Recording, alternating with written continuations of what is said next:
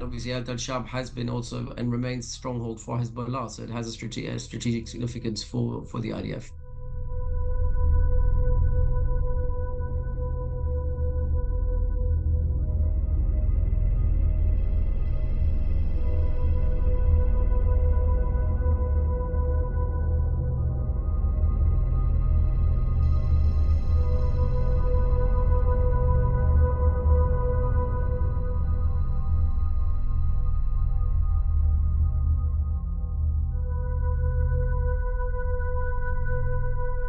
When we look at the images from the satellite around al-Shaab, it looks like very, very significant structural damage has been done to buildings all along the main roads from the west to the east into the village. This damage is certainly was caused by area effect weapons that were dropped from the air, either from fighter jets or from drones. Again, it's speculative how many and what kind of warheads were used. But if you look at the imagery of that exists from these bombings on various occasions over the last 9 months, we've seen certainly major weapons being used with very heavy warheads of around 2,000 pounds. And we've also have evidence of smaller warheads being used against moving targets, particularly against what Israel suspected to be Hezbollah fighters who were on the move through the village.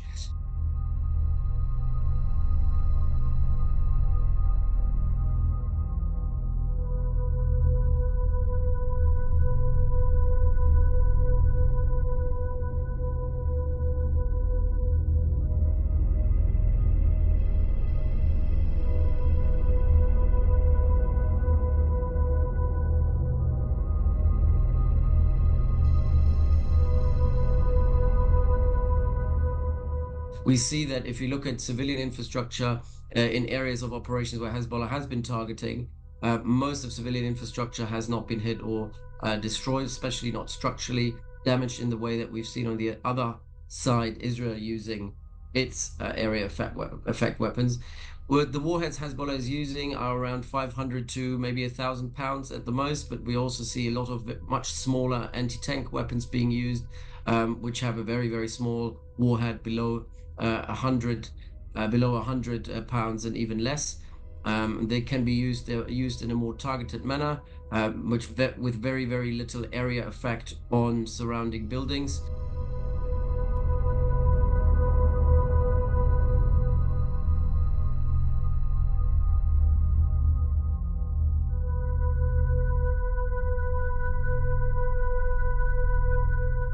That Hezbollah does have much stronger, much heavier warheads on their ballistic missiles that have not been used yet.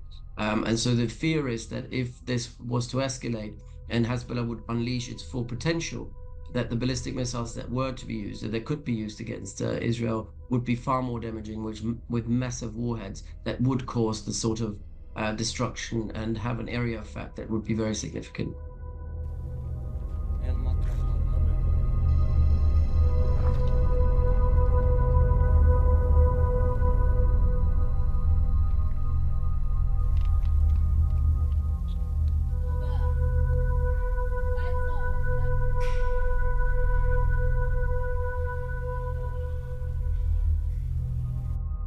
What Hezbollah is trying to achieve in northern Israel is to drive the population out and make it unviable for civilians to return to the area. So for that, Hezbollah doesn't need to cause massive area effect or massive structural damage to civilian areas or civilian buildings.